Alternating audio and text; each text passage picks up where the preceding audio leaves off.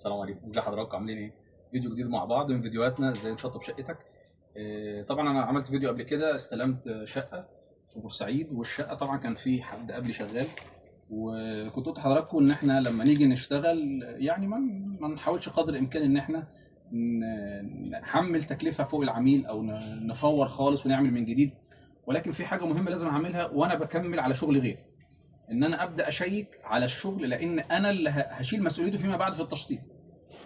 فاحنا دلوقتي في الحمام، ففي مشكله قابلتنا، حبيت طبعا لازم اشاركها مع حضراتكم. وللاسف الفتره الاخيره، وهعمل فيديو من الفيديوهات اللي كنا بنتكلم فيها دايما، حته زي ما اتقالتش الاجانب، موضوع الشاور اللي بقى منتشر جدا. بيتحط في الاخر عن طريق ان بيتحط الشباك زي ما حضراتكم شايفين جوه الشاور. طبعا الفتره الاخيره انتشر الموضوع ده، ان نخلي الثلاث عناصر بتوع الحمام، الحوض والتواليت الشاور، على لاين واحد. ده يتعمل في كذا حاله برضه، هوصفها بالتفصيل في الفيديو ان شاء الله اللي هعمله بتاع زي ما اتقلتش الاجانب. انما المشكله اللي عندي حاليا دلوقتي، انا علشان يتعمل الديزاين زي ما احنا شايفين، ان احنا نعمل حوض تواليت شاور. ففي هنا مشكله كبيره طبعا هندسيا بقى، يعني هنا مشكله كبيره هندسيا، لازم عشان كده حبيت اتكلم حضراتكم فيها. فاتعمل هنا الجزء ده، اتعمل فيه التواليت، فالتواليت عشان اتعمل هنا وفي هنا عمود، فالصنايعي لف حرف يو زي ما حضراتكم شايفين، لف حرف يو عشان يطلع. طبعا ده هندسيا ده مشكله. دايما احنا يا جماعه بنحرص على صرف التواليت يكون مباشر عمومي، ما فيهوش كواع، على طول على المداد الرئيسي العمومي اللي بره. انما كل ما بنلف ونزود دي يا جماعه، يعني صرف مواد صلبه ما ينفعش يحصل فيها كده.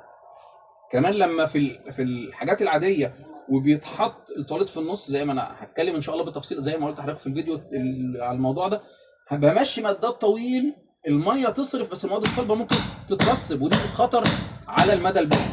فانا عشان اعمل ده كده دلوقتي، فمشكله في الصرف، بجانب ان اضطر ان هنا ده صرف الميه الحلوه 3 بوصه، فهو كده خنقه زي ما حضراتكم شايفين، فاضطر انه يطبب ده خلاص.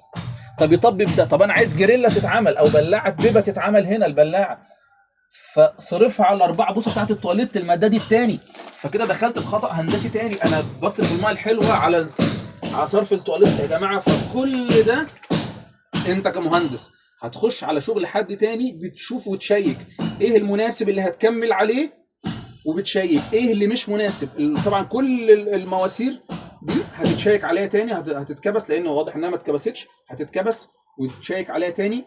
المشكله اللي قابلتنا اكتر بقى، وهنا الجريلا معموله طبعا شايفين في فراغ تحت قد ايه، فعشان هو يرمي على 4 بوصه علا بنسبه كبيره جدا هنا، فالعلو ده عمل مصيبه في الصرف التكييفات بره. ان اي صنايعي وهو بيركب صرف المواسير بتاعت التكييف اوتوماتيك بيقوم منزلها على الارض وبيمشي، فلما هنا اضطر انه يرفع البلاعه او الجريلا بتاعته، كانت النتيجه ان الصرف اتقلب، ان هناك في الاوض الكوع اللي نازل بتاع صرف التكييف في الارض، وهنا الكوع مرفوع اكتر من 10 سم عن الليفل المفروض عليه.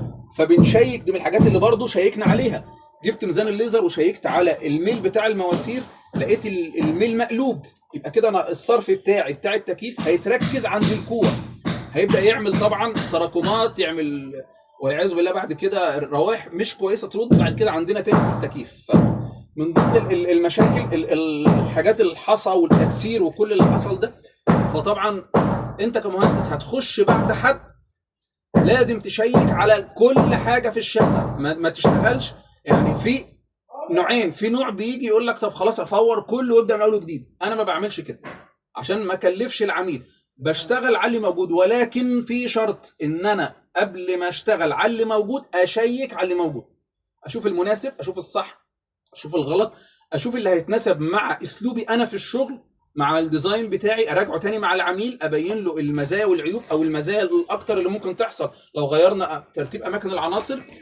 فده مهم جدا يا جماعه. وده كان فيديو سريع كده لحضراتكم وازاي تشطب شقتك. السلام عليكم.